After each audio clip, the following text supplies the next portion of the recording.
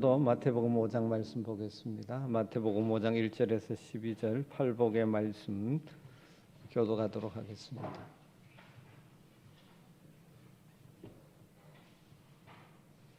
마태복음 5장 1절에서 12절 한 절씩 교독합니다. 예수께서 무리를 보시고 산에 올라가 앉으시니 제자들이 나온지라. 심령이 가난한 자는 복이 있나니 천국이 그들의 것임이요 온유한 자는 복이 있나니 그들이 땅을 기업으로 받을 것임이요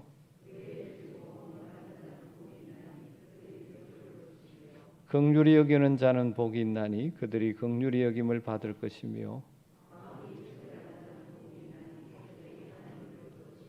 화평하게 하는 자는 복이 있나니 그들이 하나님의 아들이라 일컬음을 받을 것이며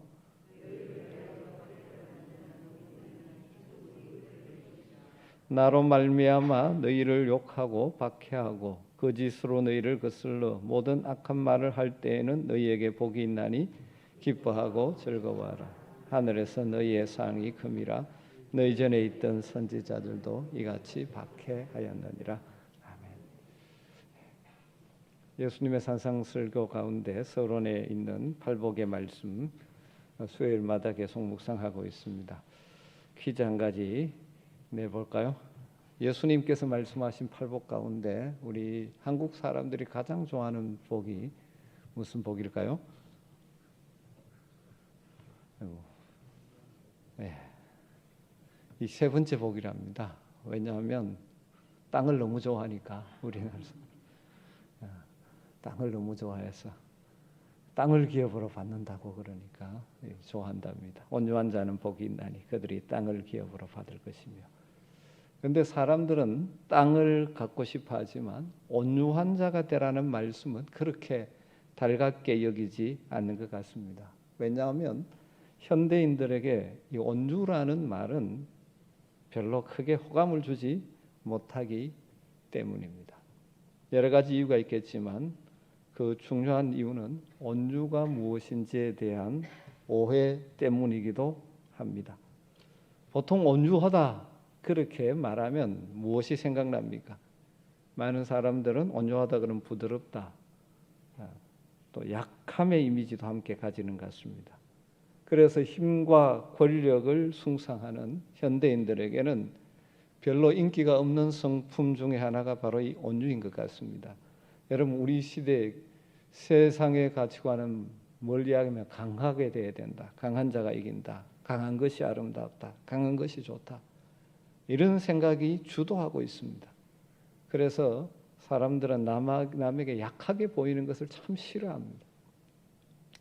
그래서 자신의 약함을 드러내지 않기 위해서 이렇게 저렇게 포장하고 사느라 참 피곤하게 사는 사람들도 많이 있는 것 같습니다.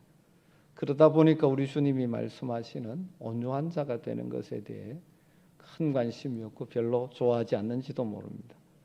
여러분, 그런데 성경에서 말씀하시는 온유가 어떤 의미일까요? 신약 성경을 기록한 신약 성경이 기록된 이 헬라어의 온유함이라는 단어가 프라우스라는 단어인데 이 온유함으로 번역된 이 단어가 어떻게 사용되는 단어일까요? 첫 번째로 이제 온유함은 조절된 힘을 의미합니다. Power and controlled, 컨트롤된, 조절된 힘이라는 의미를 담고 있습니다. 위어스빈 목사님은 이 온유라고 번역된 헬라어 단어는 예수님 당시에 사람들에게는 아주 친숙한 언어라고 하면서 세 가지 용례를 들어서 예를 들어서 설명을 합니다. 첫 번째는 적절한 약을 묘사할 때 사용된다고 합니다.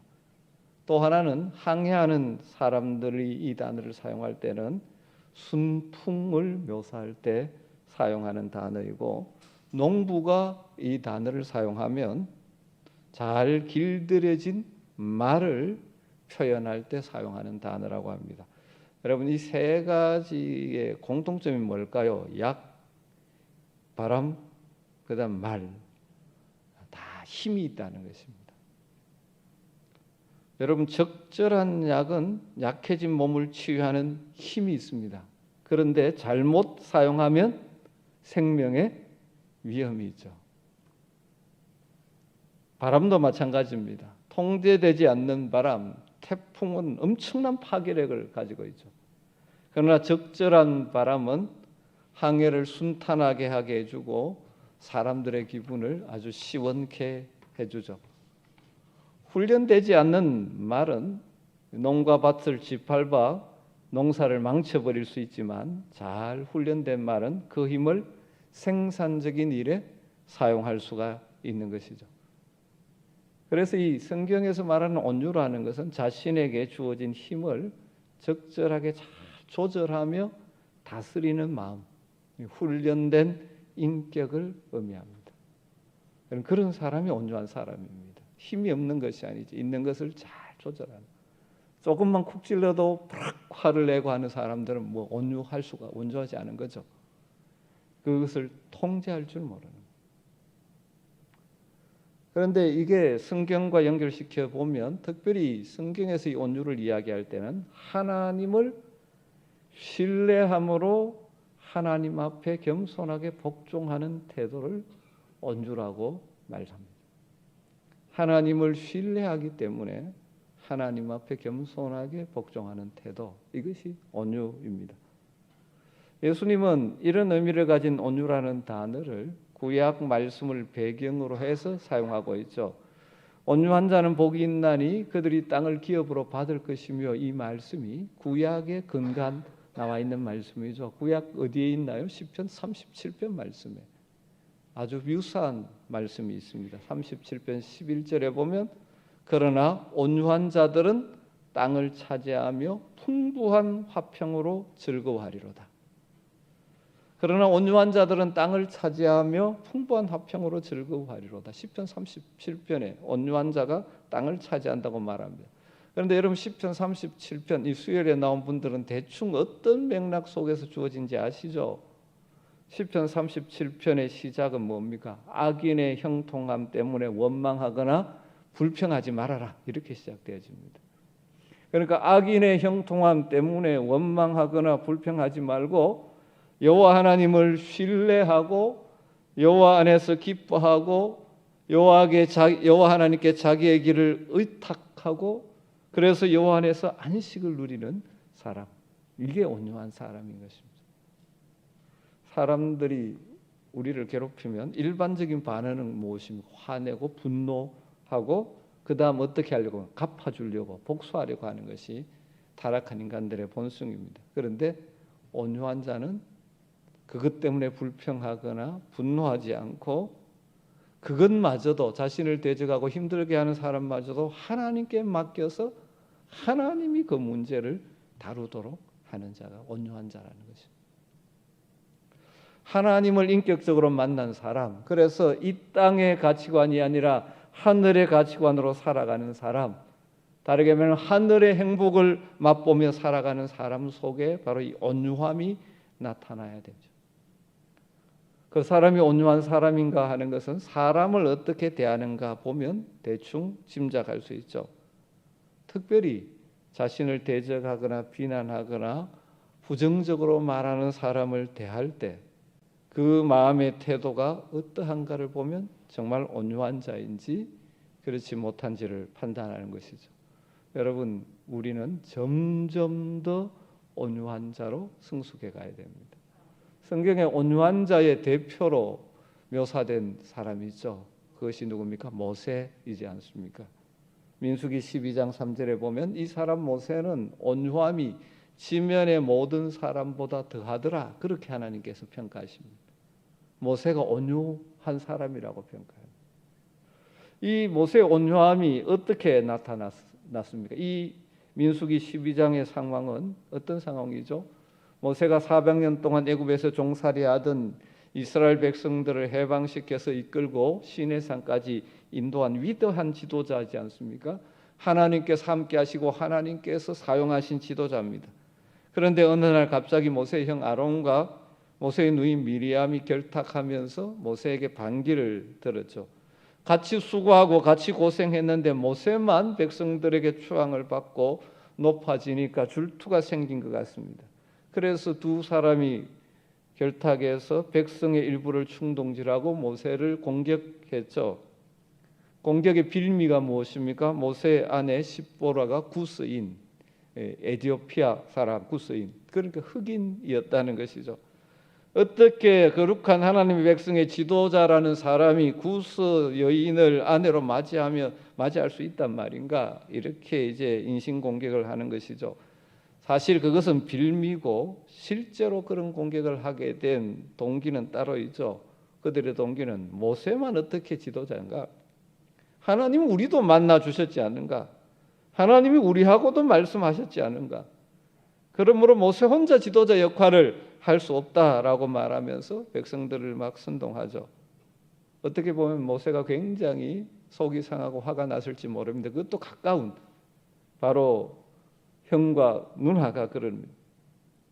그리고 모세가 지금 현재 가진 자기의 권세를 가지고 얼마든지 그들의 입을 다물게도 하고 벌을 가할 수도 있습니다. 그런데 이 사건 앞에서 모세가 어떻게 합니까? 잠잠하게 입을 다물고 있습니다.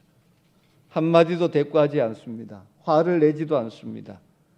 하나님께 자기의 억울함을 맡기며 하나님이 알아주실 것임을 그 믿으며 조용하게 기도하며 기다리는 것이죠.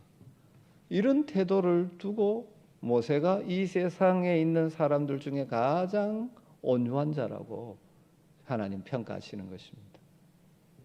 모세가 그 상황 가운데 분노하고 자기의 힘을 가지고 막 파괴적으로 사용하지 않고 하나님께 맡기는 그 모습이 온유함이라는 것입니다.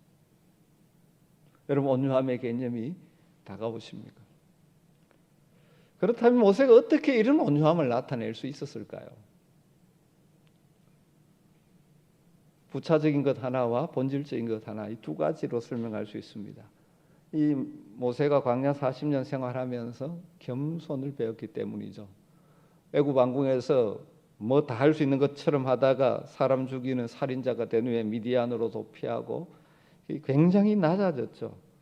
또 그리고 이스라엘 백성들을 이끌고 나오면서 그 백성들이 얼마나 다양합니까?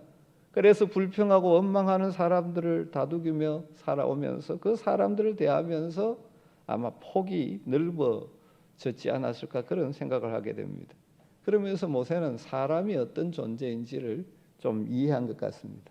우리는 흔히 내 생각대로 하지 않고 내게 대해서 부정적으로 공격적인 이야기를 하면 뭐라고 이야기합니까? 사람이 어떻게 저럴 수 있느냐?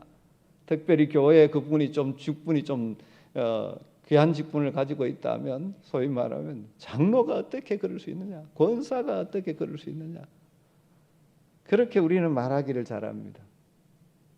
그러나 모세는 40년 동안 이 이스라엘 백성들을 지금 끌고 나와 아직 40년은 아니죠. 초창기니까 그 광야로 끌고 오면서 이스라엘 백성들을 보면서 바뀐 것이죠. 사람이니까 그럴 수 있지. 사람들의 그 모습들을 백성들이 그렇게 했는데도 원망하고 불평하고 사람이 원래 그런 존재야. 여러분, 우리가 온유함으로 반응할 수 있으려면 이 사람을 보는 시각이 좀 바뀌어야 합니다. 여러분, 사람은 다 죄악된 본성을 가지고 있습니다. 그래서 여러분, 때로는 너무 믿었다가 소위 말하면 이제 발등시키는 경우가 있죠. 그래서 상처가 큰 경우가 많습니다. 그럼 성경에서 말하는 큰 원리는 사람은 사랑해야 될 대상이지 신뢰할 대상은 아니라는 것입니다. 물론 우리가 서로에게 그리스도인들은 신실한 자가 되어서 믿을 만한 자가 돼야 되지만 사실 우리 모두 다가 연약한 존재이기 때문에 사람을 믿다가는 시험 들고 넘어질 때가 참 많습니다. 여러분, 어떻게 사람이 그럴 수 있느냐? 그렇게 아니라 사람이니까 그럴 수 있다. 이렇게 볼 수 있는 성숙함이 있으면 좋겠습니다. 그리고 같이 신앙생활하면서 함께 교제하고 서로 신실한 사람이 되어야 되지만 그럼에도 불구하고 사람은 온전한 신뢰의 대상이 아니고 우리의 신뢰의 대상은 하나님밖에 없고 사람은 어떠하든지 우리는 사랑해야 될 대상. 여러분 그런 자세로 교회를 섬기고 성도를 섬긴다면 쉽게 상처받지 않습니다. 온유함으로 대해낼 수가 있습니다. 그런 자에게 하나님 뭘 주신다고요? 땅을 기업으로 주신다고 말씀합니다. 그런데 이제 모세가 이 온유함을 드러낼 수 있는, 그렇게 할 수 있는 가장 근본 이유는 하나님이 역사를 주관하신다는 사실을 체험적으로 알기 때문입니다. 하나님께서 역사를 주관하고 계신다. 그러면 분명히 이 일도 하나님 알고 계신다. 하나님의 뜻이 무엇인지 기다려보자. 하나님이 뭐라고 말씀하실까를 생각하면서 분노를 절제하는 것이죠. 그러니까 하나님이 개입하기 시작합니다. 미리암에게 말합니다. 하나님 좀 바꿔 좀 표현하면 그렇습니다. 하나님 굉장히 유머가 있으신 분인데 피부색이 문제냐? 구수의 여인이라고 문제를 삼. 그럼 너는 흰 피부를 가져라. 문둥병으로 새하얘지는 것입니다. 그러자 모세는 오히려 미리암을 위해 기도하는 온유함을 나타냈죠. 이 사건으로 해서 어떤 변화가 일어났겠습니까? 모세의 리더십은 더 아름답고 견고하게 세워졌겠죠. 모세의 자리가 더 견고해지고 이스라엘 백성들에게 더 존경받는 지도자가 되었죠. 이 견고한 리더십을 가지게 된 것이 모세에게 준 하나님의 기업, 땅을 유업으로 주신 것이라고 할 수 있죠. 온유한 사람이 어떤 사람이라고요? 힘을 조절할 줄 알아요. 왜 그렇게 합니까? 하나님을 신뢰함으로. 특별히 관계 속에서 우리를 온유함이 언제 나타납니까? 평소 잘해주는 관계 속에서는 뭐 다 온유한 것처럼 보이죠. 힘들게 만들고 어렵게 만드는 사람들을 만났을 때 어떻게 대하는가? 여러분 우리 주님의 이 온유함을 배워갈 수 있는 저와 여러분 되기를 주님으로 축원합니다. 그런데 온유한 자에게 하나님 뭘 약속하셨어요? 땅을 기업으로 주신다. 다르게 말하면 온유한 성품으로 살아가게 되면 하나님 주시는 기업을 받는 것입니다. 미래형입니다. 더 구체적으로는 속상하고 화나고 그런 일들을 만나도 하나님께 맡깁니다. 그런데 당장 무슨 변화가 일어나지 않습니다. 그러나 하나님께 맡기고 하나님을 신뢰함으로 참고 인내하고 계속 온유함으로 반응하면 하나님의 때가 되면 그 상황을 복으로 바꾸어 주신다는 것입니다. 그런데 그것은 사람이 만들어주는 차원이 아니라 하나님께서 함께 하시고 하나님께서 다스리는 차원이죠. 하나님이 세워주시고 하나님이 공급해 주시고 하나님께서 갚아주시고 하나님께서 위로해 주십니다. 하나님이 주시는 땅이라는 것이 이 물질적인 단순한 땅이 아니죠. 하나님의 나라, 의와 평강과 기쁨이 있는 복된 삶의 자리. 하나님 주시는 기업.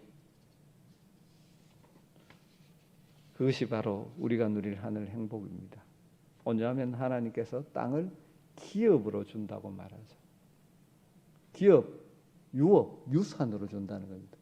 총과 칼, 내 힘을 가지고 차지하는 것이 아니고 하나님이 주시는 겁니다. 우리가 싸워서 쟁취하고 뺏고 해서 얻는 땅이 아닙니다. 온유한 자가 받는 것은 남의 것을 훔쳐내거나 빼앗아서 자기의 것으로 만드는 땅이 아닙니다. 하나님이 주시는 것입니다. 일반적으로 온유하게 살면 처음에는 다 손해보는 것 같습니다. 그렇죠. 손해보는 것 같습니다. 지는 것 같습니다. 그런데 결국은 땅을 얻게 됩니다. 여러분 온유한 부모가 되면 자녀라는 땅을 얻게 됩니다. 온유한 남편이 되면 아내를 땅으로 기업으로 얻게 됩니다. 온유한 아내가 되면 남편을 땅으로 기업으로 받게 됩니다.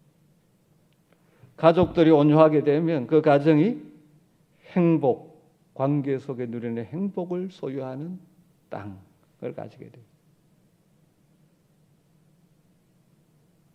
물론 하나님의 때를 따라 실제적인 땅도 주시죠. 이삭의 경우가 그렇지 않습니까?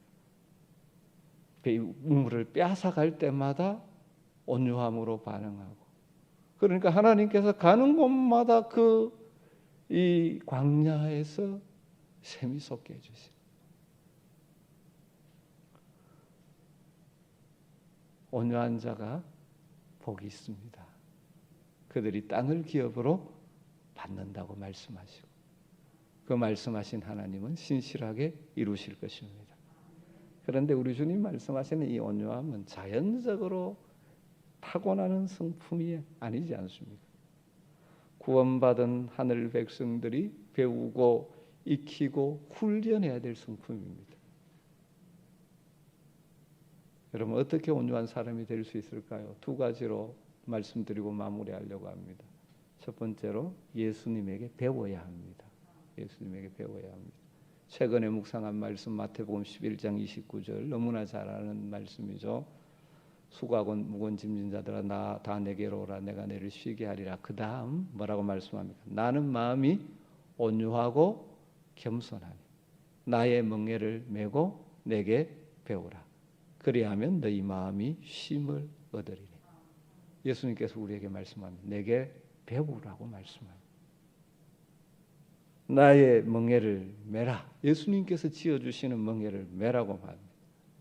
그런데 그 뒤에 있죠. 그 멍에는 쉽고 가볍다라고 말씀합니다. 여러분, 우리가 삶의 순간순간 예수님을 바라보는 것입니다. 온유와 겸손, 예수님의 마음을 품고 배워야 하는 것입니다. 예수님께서 요구하시는 방식으로 짐을 져야 되는 것입니다. 멍에를 메는 것입니다. 그 멍에는 무거울 것 같은데 무겁지 않습니다. 왜? 우리 주님이 함께 져주시기 때문입니다.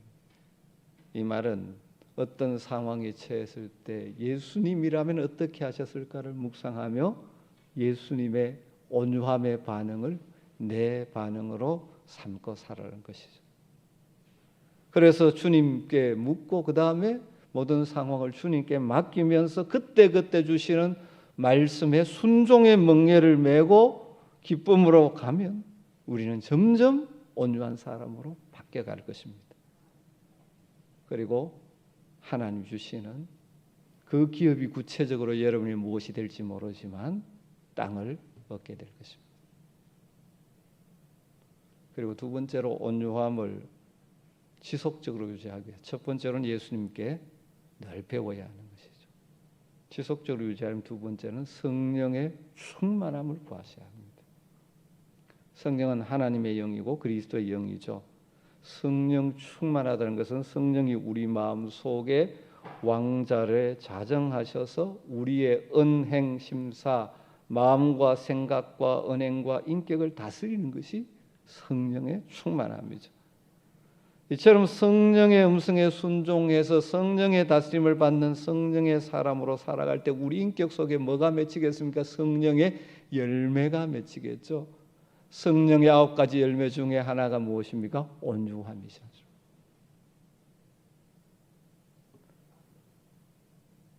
여러분, 온유한 자가 복이 있다고 말씀합니다. 세상에는 온유하지 않고 자기 힘으로 무엇인가 취하려고 하는 사람이 땅을 얻을 것처럼 보여집니다. 그러나 우리 주님은 온유한 자가 복이 있다고 말씀합니다. 여러분, 온유한 자로 점점 더 성숙해 가기를 주님으로 축원합니다. 그래서 늘 주님을 만나셔야 됩니다. 말씀과 기도로 주님을 만나요. 어떤 상황을 만났을 때 주님 앞에 그대로 내려놓으며 주님이라면 어떻게 하셨을까를 묵상하면서 주님의 마음을 내 마음으로, 그 마음에 내 마음을 맞추어 가는 것입니다.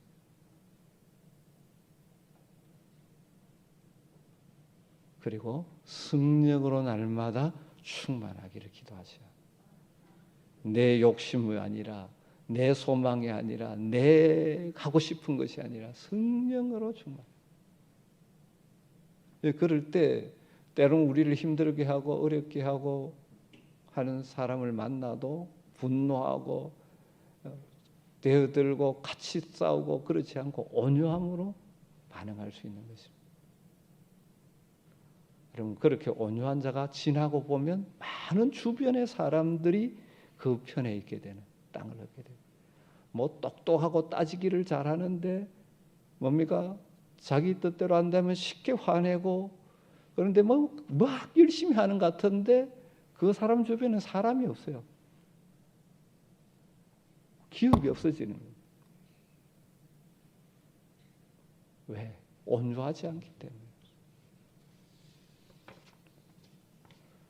우리가 날마다 어떻게 하는 것이 온유함으로 반응할 것인지 예수님께 묻고 성령의 다스림에 순종하면서 우리에게 있는 힘들을 잘 통제해서 우리가 관계되는 사람들과 관계 속에서 그 사람에게 상처를 주고 그 사람을 파괴하는 것이 아니라 그 사람을 세워주고 격려하는 온유한 사람들이 다 되실 수 있게 되기를 주님으로 축원합니다.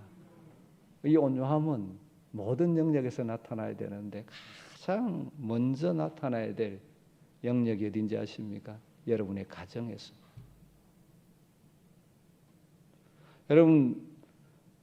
여러분이 온유한 자가 되면 제일 먼저 행복해지는 사람이 누구겠습니까? 여러분의 가족들이죠. 우리가 가정에서 온유하지 못하고 성질을 버럭버럭 내면 가장 불행해지는 사람은 누굽니까? 가족들. 사랑하는 아내가 상처를 받고 사랑하는 남편이 상처를 받고 자녀들이 상처를 입게 되는 것입니다. 그 주변 식구들이 상한 감정을 안고 살아가게 되는 것이죠. 여러분 많이 보죠. 폭력적인 부모 밑에 상처 입은 자녀들이 얼마나 불행한 인생을 사는 건지. 그렇게 온유하지 못하면 무엇입니까? 남편이 하나님 주신 기업 역할을 못하게 되는 것이죠. 아내가 하나님 주신 땅의 역할을 하지 못합니다. 자녀들이 기업이 아니고 근심과 걱정거리로 전락하고 마는 것입니다. 여러분 잘 아는 잠언서 16장 32절 말씀, 노하기를 더디하는 자는 용사보다 낫고 자기의 마음을 다스리는 자는 성을 빼앗는 자보다 나으니라.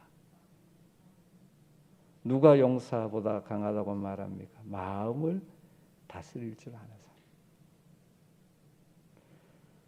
누가 성을 정복하는 군사보다 강합니까? 성령의 다스림을 받으며 화낼 때와 내지 않을 때를 분명히 알고 자신의 감정을 균형 있게 유지하는 사람. 이런 사람이 바로 온유한 자들입니다. 여러분 점점 주님을 닮아 온유한 자들이 되어짐으로 말미암아 하나님이 주시는 다양한 여러분의 삶의 땅, 기업을 누리며 사시는 여러분 되시기를 주님으로 축복합니다. 오늘 말씀 생각하면서 기도하십시오.